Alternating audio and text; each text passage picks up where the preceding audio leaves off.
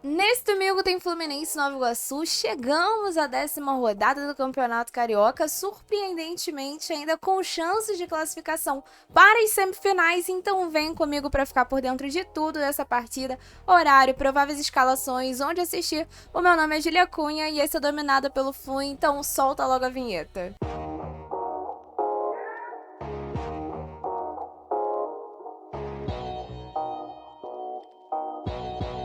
Pra gente começar com as principais informações para quem quer acompanhar essa partida, Fluminense e Nova Iguaçu vão se enfrentar às 4 horas da tarde no Maracanã e vai ter transmissão da Band pela TV aberta, do Premier e para quem quiser assistir aqui pelo YouTube também vai ter transmissão do canal Gold. A nossa live pós-jogo ela vai ter que ficar para segunda-feira porque eu cheguei a comentar lá no Instagram, inclusive se você não segue, segue lá, @dominadapeloflu, que eu estou no fim de semana com 2 aniversários e um chá de bebê ao meio, e no domingo tem mais um aniversário para ir.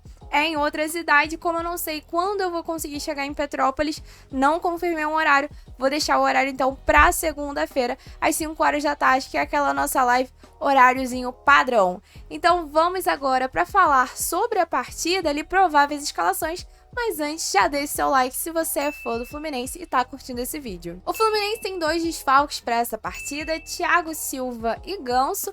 O Ganso a gente já sabe por conta da miocardite, ele ainda não fez os exames estão marcados para o dia 26, então antes disso ele não pode participar de nenhum jogo, fazer nenhum exercício.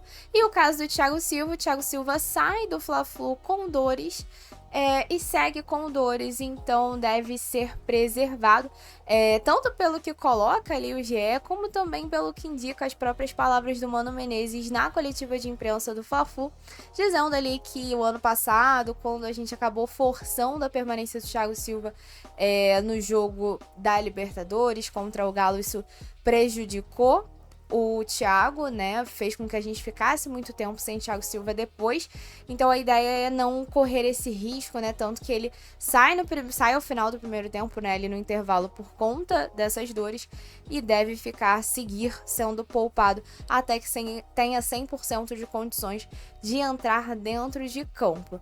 Agora, quem já volta a ficar à disposição, mas deve ficar no banco, é o Samuel Xavier. Samuel Xavier, ele sente um desconforto. Na partida contra o Boa Vista, ele chega até a comentar isso na entrevista que acontece depois do jogo, ali na beirada do gramado. E segundo Gabriel Amaral, posteriormente foi confirmada a lesão muscular, tirando o Samuel dos jogos contra Vasco e Flamengo, e agora deve voltar a ficar à disposição para essa partida contra o Nova Iguaçu. Porém, nesse meio tempo, o Guga teve boas atuações nos 2 clássicos, então a tendência é que, apesar do retorno de Samuel Xavier, que vinha sendo titular antes, o Guga deve permanecer na posição. E aí, assim coloca o GE a provável escalação em campo, com Fábio no gol, Guga na lateral direita, uma zaga formada com Ignacio e Freitas, tá indicando ali que mesmo com a ausência do Thiago Silva, o Thiago Santos não deve ser a primeira opção do Mano Menezes. Na lateral, Gabriel Fuentes. No meio de campo, Martinelli, Hércules e John Arias. No ataque, Riquelme Felipe, Canóbio e Germancano. Não tenho muitas questões aí com relação a essa provável escalação. Acho que a manutenção do Guga é por mérito do Guga e a manutenção do Freitas, né, se acontecer. Afinal, é o Freitas que entra no segundo tempo após a saída do Thiago Silva no clássico contra o Flamengo. Ela é uma manutenção por demérito do Thiago Santos, o que também acho ali justo, apesar de ser muito honesta com vocês. Até essa partida contra o Flamengo, eu não tinha achado as atuações do Freitas como zagueiro seguras. Eram poucas, mas não tinha achado seguras. Então, assim, não tô 100% confiante, mas entendo as escolhas porque por essas questões, né? Méritos do Guga, deméritos do Thiago Santos. Agora, restante, meio campo, acho que o Martinelli vem fazendo boas partidas, justifica a permanência. Riquelme Felipe, apesar de não ter aparecido tanto no clássico, um jogo mais leve contra o Nova Iguaçu, vai fazer com que o garoto apareça mais, né? Essa é a tendência. Então, com relação a isso, não tenho muitas questões ali, coisas a reclamar sobre essa escalação, não. O meu único ponto é que eu estou curiosa para ver como o Fluminense vai atuar contra o Nova Iguaçu. Porque a gente tem partidas diferentes do que a gente vinha tendo contra Vasco e Flamengo, mas eu acho que tem um ingrediente clássico ali que é muito pesado na hora que você vai colocar esses jogadores em campo no sentido de vibração para essa partida, intensidade. Eu acho que tudo dentro de clássico tende a fazer com que esses jogadores se esforcem mais dentro de campo. É muito normal que um time que sabe que tecnicamente é superior ao time que está enfrentando, normalmente muito superior ao time que está enfrentando, como é o caso desse Campeonato Carioca na maioria dos jogos, o time dá aquela relaxada, entrar um pouco mais tranquilo, e aí a entrega dentro de campo não é que ela não aconteça. Só que o cara sabe que ele não precisa se cansar o tanto que ele se cansa dentro de campo contra o Flamengo para vencer o Bangu.